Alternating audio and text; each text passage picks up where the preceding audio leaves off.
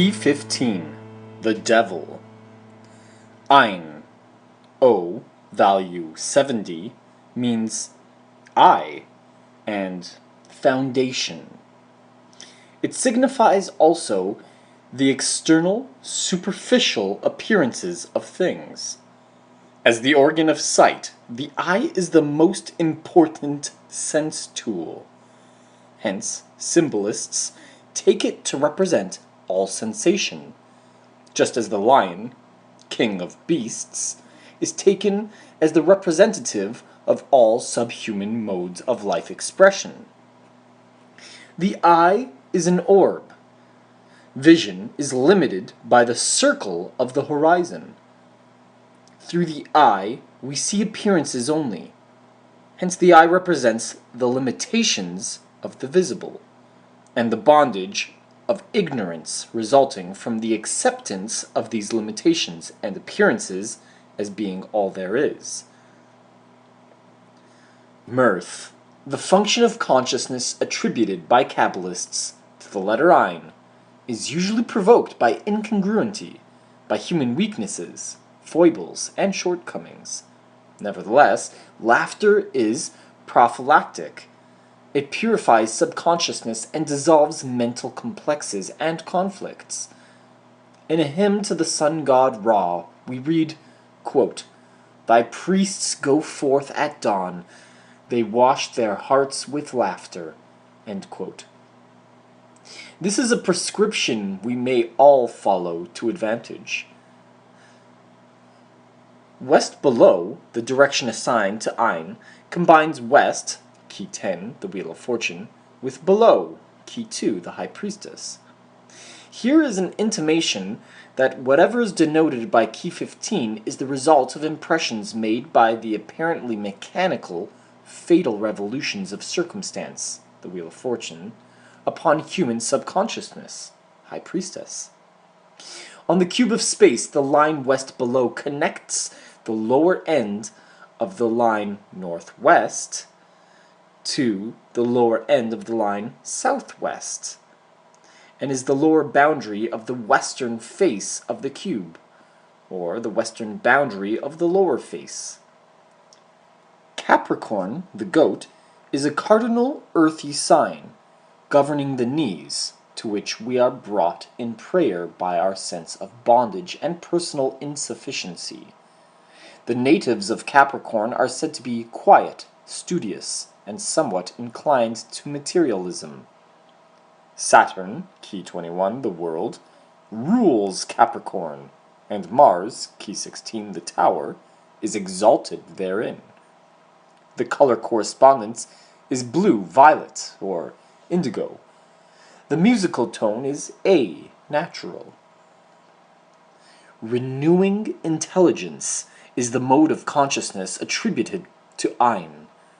This is directly related to mirth, because the perception of incongruencies is what actually brings forth new ideas and adaptations, and incongruity is something which does not fit. When we find a fact that does not fit in with our beliefs, we are obliged to revise our theories, unless we are the sort of green apple who prefers a comfortable lie to an uncomfortable truth. It has been, indeed, the incongruencies between man's apparent bondage to circumstance and his ineradicable intuition that somehow or other he is intended to rule nature, which has driven the race forward in those avenues of research which lead to freedom. Internally, we know that we are potential lords of creation, but here we meet a check, and there a defeat. And so we try to explain why we are not actually as free as we feel ourselves internally to be. The symbolism of key 15 represents the cruder forms of man's answers to the question, quote, "What keeps me from expressing this inner freedom I feel?" End quote. At the same time, this picture indicates the correct solution to the problem, and points to the way which leads out of the difficulty. The devil is the English for the Latin diabolos, adversary. The picture refers to man's ideas concerning the nature of that which seems so relentlessly to oppose his struggles for freedom. In commenting on this, let us once more remind you of the words ascribed to Jehovah in Isaiah 45. Remember, too, that the devil personifies the serpent's power represented by the letter Teth and key 8, strength. The name for the serpent which tempted Eve is Nun Cheth Shin, Nechesh, and the number of this word is 358, the value of Mem Shin Yod Cheth, Messiah. Here is a profound subtlety for numerical identity between Hebrew words points to some inner correspondence of meaning.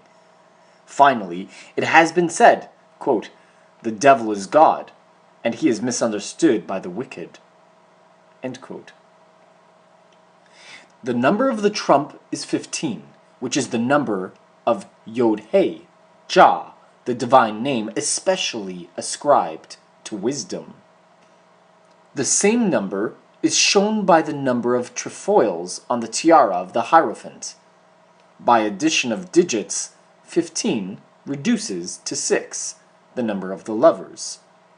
Furthermore, 15 is the sum of the numbers from 0 through 5, so that the Hierophant, 5, regarded as the summation of a series beginning with 0, refers also to key 15. Compare now the devil with the lovers and the Hierophant. The background of key 15 is black, color of darkness, ignorance, limitation, and also of that which is hidden or occult. Here is an intimation that ignorance is the underlying cause of bondage. A hint also that the ridiculous figure of the devil is a veil for a profound secret of practical occultism. The devil himself is the polar opposite of the angel shown in the preceding major trump. He is also a caricature of the angel over the heads of the lovers, even as the figures below him are bestialized reproductions of the man and the woman in key 6. Goat's horns on his head refer to the sign Capricorn. His wings are bat's wings, signifying the powers of darkness. His face is that of a goat, but he has the ears of a donkey, to suggest the obstinacy and stubbornness of materialism. His body is thickest and gross, and of an earthen color, to represent the earthy quality of the sign Capricorn. One side is masculine, the other feminine, because what he represents partakes of the characteristics of both sexes. Between his horns is a white, inverted pentagram. This is a key to the whole meaning of the figure. For the pentagram is the symbol of man, and an inverted pentagram suggests the reversal of true understanding of man's place in the cosmos. In point of fact, the mistaken estimate of man's powers and possibilities is all that keeps anyone in bondage. The devil's uplifted right hand has all its fingers open, as if in contradiction to the sign of esotericism made by the Hierophant. The latter's gesture says, "What you see is not all there is to know." The devil's gesture intimates, "What sensation reports is all there is to it." On the palm of this uplifted hand is outlined an astrological symbol of the planet Saturn, which rules Capricorn. Saturn is the planet of limitation, inertia, and therefore of ignorance. In his left hand is a torch, burning wastefully and giving little light. The torch is a phallic symbol, representing the transmission of life from generation to generation. Its fiery quality refers also to the exaltation of the Mars vibration in Capricorn. In one sense, this is the fiery torch of revolution, based on materialistic interpretations of experience, the torch of terrorism and anarchy. It may be worth mentioning that this devil has a navel, he is a human product, begotten of man's ignorance. A symbol of Mercury is shown just below his navel, to indicate that he is a product of faulty observation and superficial reasoning. His feet are the claws of an eagle. The eagle is the bird corresponding to the sign Scorpio.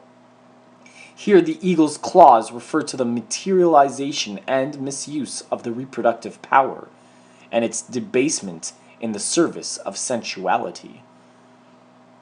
The devil sits on a pedestal which is a half cube. Since a cube represents that which was, is, and shall be, a half cube symbolizes half knowledge of that reality. Half knowledge perceives nothing but the visible, sensory side of existence. To this half cube are chained smaller figures, representing self-conscious and subconscious modes of human mentality.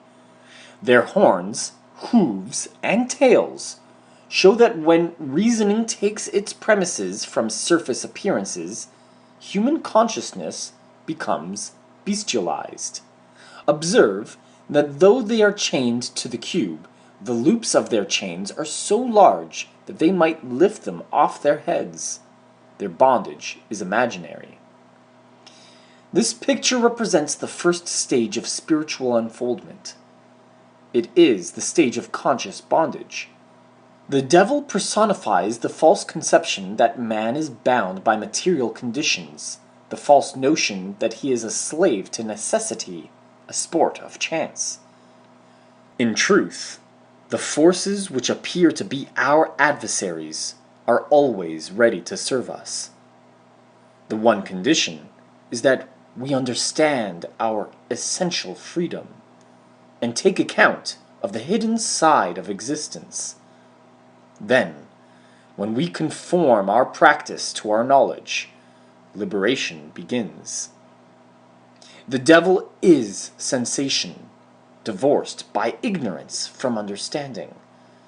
Yet he is also what brings renewal, because we can make no real effort to be free until we feel our limitations.